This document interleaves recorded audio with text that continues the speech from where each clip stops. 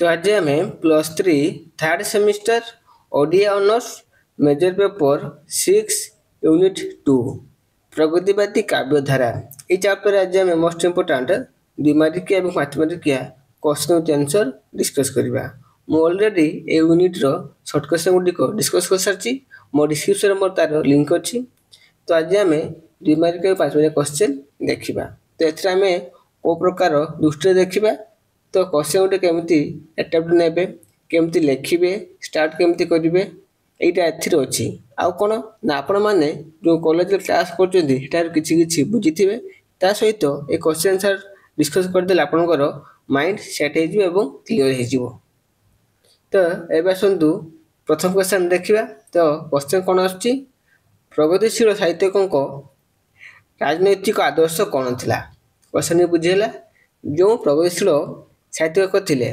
तांकर राजनीतिक दृष्टिकोण आदर्श कौन थिला से को प्रकार राजनीति को देखुथिले आभिजात्यपूर्ण साम्राज्यवादी मनोभाव को विदाय दे कौन कले से माने साधारण जनतांकर हृदय चित्र प्रतिपादन करिबा तो साहित्य कौन कले साम्राज्यवाद मनोभाव को विदाय दे कि लोकमानकर हृदय चित्र को से माने प्रतिपादन कले ता सहित श्रेणीहीन समाज परिकल्पना कले सामाजिक वैषम्य और अत्याचार मूलोत्पन्न कले जनसाधारण अशिक्षा और कुसंस्कार दूर करने से चेष्टा करते समाज रे बास कर विभिन्न वर्गर जनसाधारण यथा दलित निष्पेषित शोषित लांछित अपमानित अवहेलित जनसाधारण को धनाढ़ सुविधा जोगा देवाई और एक सुस्थ समाज गठन करने प्रगतिशील साहित्यिक मानक राजनैतिक आदर्श थिला तो क्वेश्चन बुझीला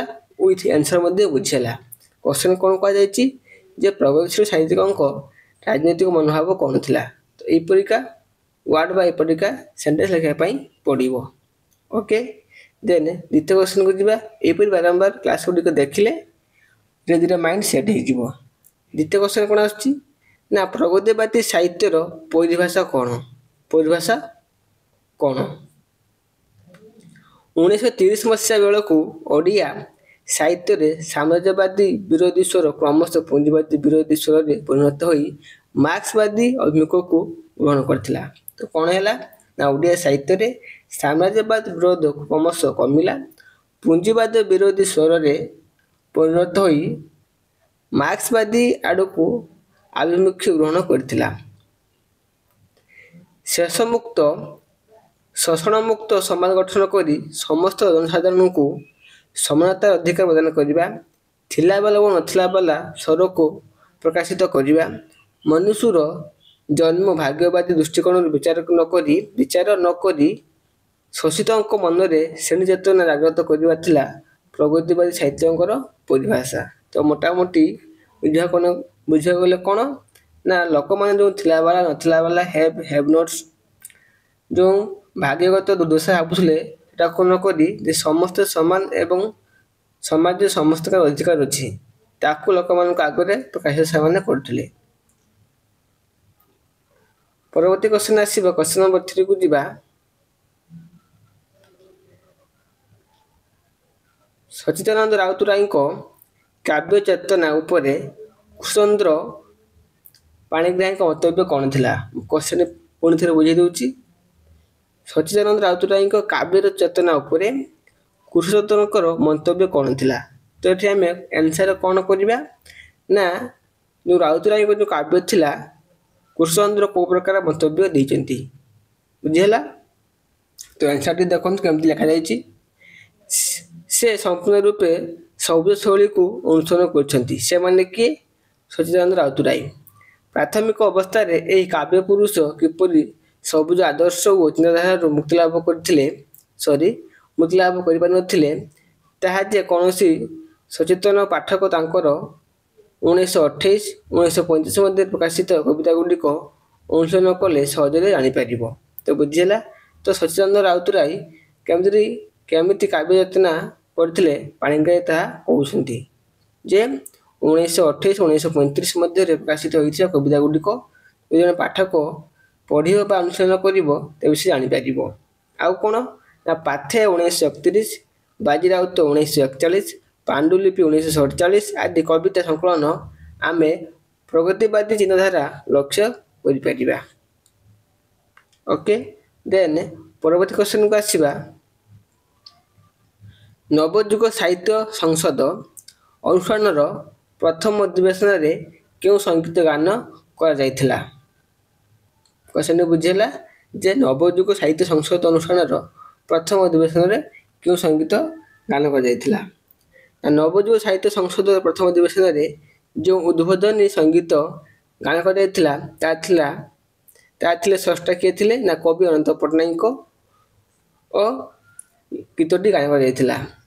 ସଙ୍ଗୀତକୁ ସ୍ୱରରେ ସଜାଇଥିଲେ କିଏ? ନା ମାଳତୀ ଚୌଧୁରୀ। କିଏ? ନା ମାଳତୀ ଚୌଧୁରୀ। ଏଟା ଗୋଟେ ସର୍ଟ କ୍ୱେଶ୍ଚନ। କବିତାଟି କ'ଣ ଥିଲା? ନା କବିତାଟି ଥିଲା ନବୀନ ଯୁଗର ତରୁଣ ଜାଗରେ ଜାଗବନ୍ଧନ ହରା, ବନ୍ଧ ଶଣିତେ ଲକ୍ଷ୍ୟ ଜୀବନେ ଖେଳାଉ ଆଲୋକ ଧାରା। ତ ବହିରେ ଏ ଗୀତଟି ଡିଟେଲ୍ସ ଭାବରେ ଅଛି। ଓକେ, ନେକ୍ସଟ କ୍ୱେଶ୍ଚନ ଯିବା। ନା ବେଶୀ ମୁଁ ଆନାଲିସିସ୍ କରୁନୁ କାହିଁକି ନା ଭିଡ଼ିଓଟି ଲଙ୍ଗ ହେଇଯିବ। ତ ପିଲାମାନେ ଶେଷ ପର୍ଯ୍ୟନ୍ତ ଦେଖନ୍ତୁ, 2 ମାର୍କିଆ 5 ମାର୍କିଆ କ୍ୱେଶ୍ଚନ ଗୁଡ଼ିକ ଜାଣିପାରିବେ। ତା ସହିତ କ'ଣ ନା ପିଡିଏଫ୍ ପାଇବା ପାଇଁ ଗୋଟେ ଟେନସନ୍ ଅଛି ଯେ ସାର୍ ପିଡିଏଫ୍ ଦରକାର। ପିଡିଏଫ୍ ପାଇଁ ଟେନସନ୍ ହେବା ଦରକାର ନାହିଁ। ମୋ ଡିସ୍କ୍ରିପ୍ସନରେ ମୋର ଟେଲିଗ୍ରାମ ଗ୍ରୁପ୍ର ଲିଙ୍କ୍ ଅଛି, ସେଠି କ୍ଲିକ୍ କରିକି ଗ୍ରୁପ୍ରେ ଆଡ଼୍ ହେଇଯାଆନ୍ତୁ। ନିଶ୍ଚିତ ରୂପେ କ୍ଲାସ୍ର ପିଡିଏଫ୍ ପାଇପାରିବେ। ଓକେ, ତା ସହିତ ମୁଁ କହି ରଖୁଛି ହ୍ୱାଟ୍ସଆପ୍ ଗ୍ରୁପ୍ରେ ମୋତେ ଜଏନ୍ ହୁଅ।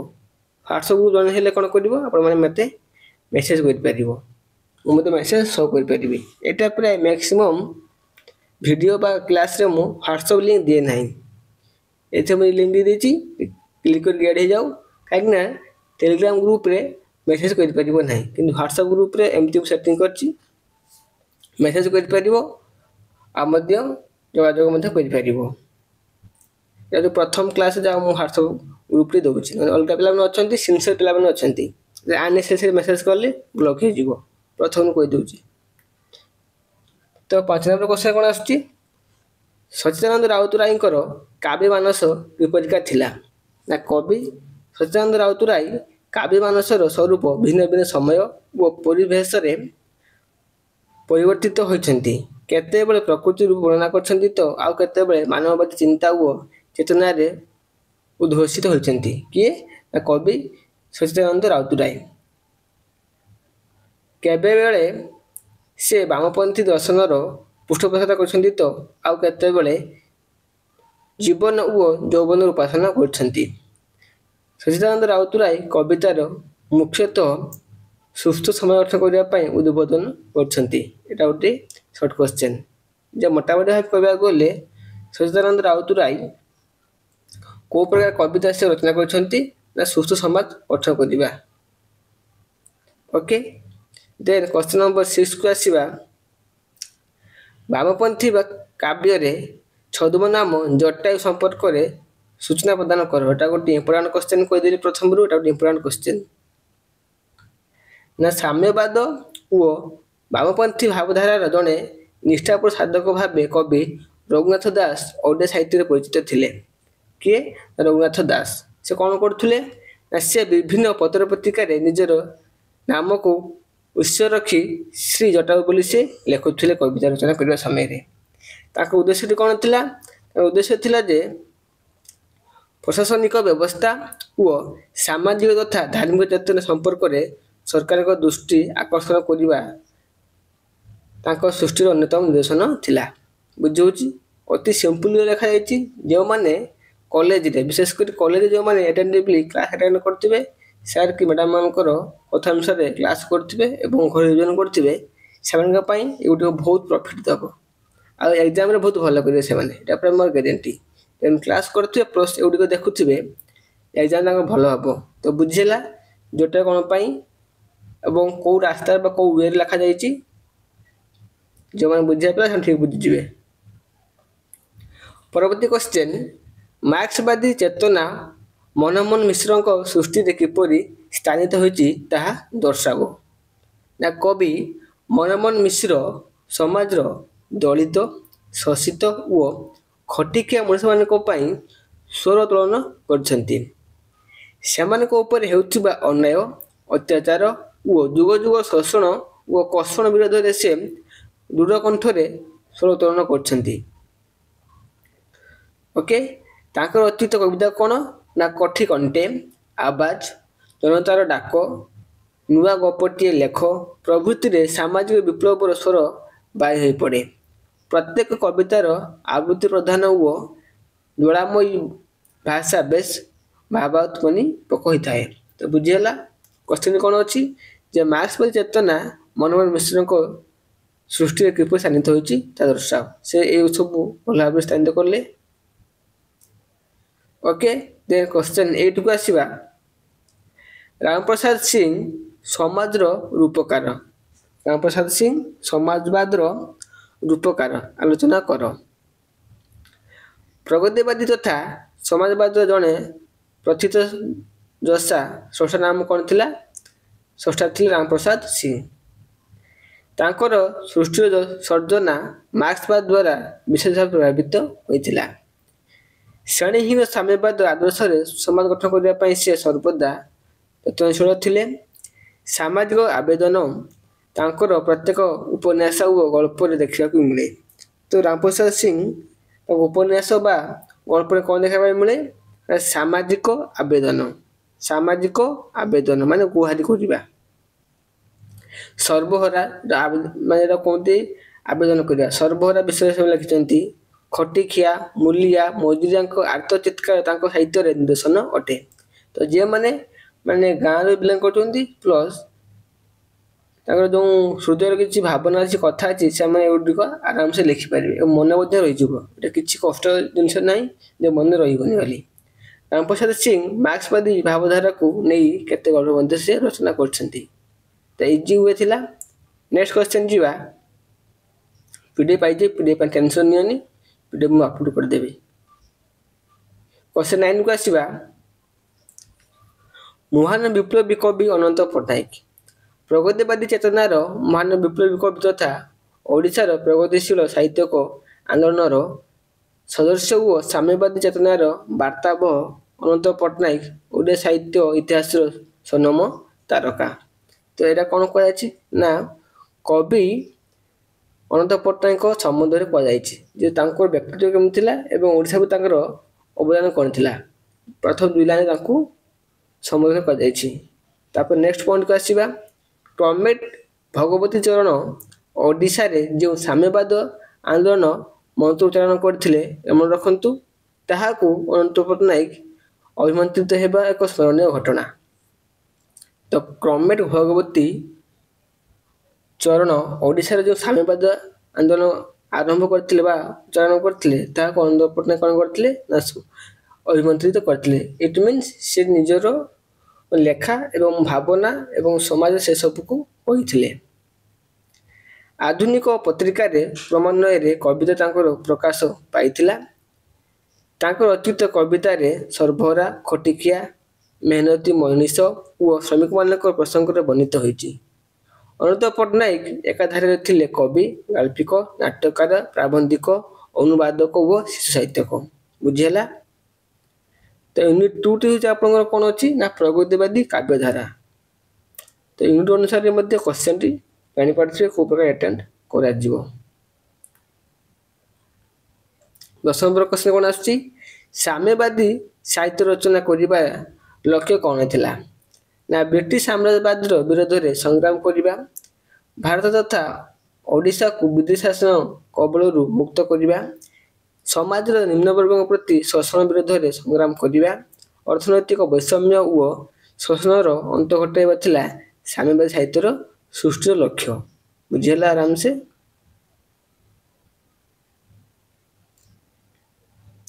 ତ ଏବେ ଆସୁଛି ଆପଣଙ୍କର କ'ଣ 5 ମାର୍କିଆ କ୍ୱେଶ୍ଚନ ଆସୁଛି। ତ 5 ମାର୍କିଆ କ୍ୱେଶ୍ଚନଟି ମୁଁ ଏକ୍ସପ୍ଲେନ୍ କରିବି ନାହିଁ, ମୁଁ ଧୀରେ ଧୀରେ ସ୍କ୍ରଲ୍ କରିକି ଯିବି, ଆପଣମାନେ ଷ୍ଟପ୍ କରିକି ପଢ଼ି ନିଅନ୍ତୁ। ଓକେ, କେବେ ସ୍କ୍ରିନଶଟ୍ ନେଇ ନିଅନ୍ତୁ, ନହେଲେ ମୁଁ ପିଡ଼ିଏଫ୍ ଦେଇଦେବି କହିଲି ଆଉ କ'ଣ ଅଛି ସେଥିରେ। କ୍ୱେଶ୍ଚନଟି ପ୍ରଥମ ଦେଖନ୍ତୁ କେମିତି ଅଛି କ୍ୱେଶ୍ଚନ। ପ୍ରଗତିବାଦୀ ଯୁଗର ବରେଣ୍ୟ କବି ସତ୍ୟାନନ୍ଦ ରାଉତରାୟଙ୍କର ଜନ୍ମ ଜୀବନୀ ତଥା ସାହିତ୍ୟିକ ବିଚାରଧାରା ଉପରେ ସାମ୍ୟକ ଭାବେ ଧାରଣା ପ୍ରଦାନ କର।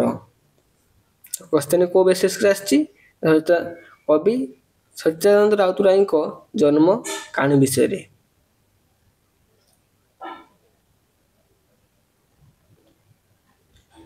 ଭଲ ଭାବରେ ପଢ଼ ପିଲାମାନେ, ମାର୍କ ମଧ୍ୟ ଭଲ କର ଓଡ଼ିଆ ଅନର୍ସରେ ଏବଂ ୟୁନିଭର୍ସିଟି ଟପର ହୁଅ।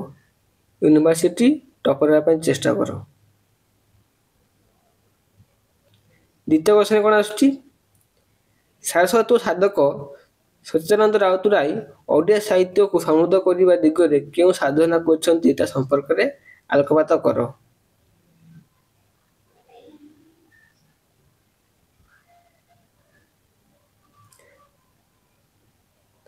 3 ନମ୍ବର କ୍ୱେଶ୍ଚନ କ'ଣ ଆସୁଛି?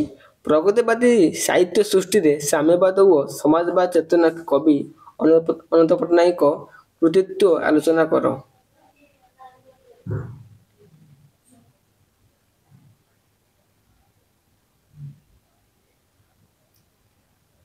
ତ ଥ୍ୟାଙ୍କ ୟୁ ଅଲ୍।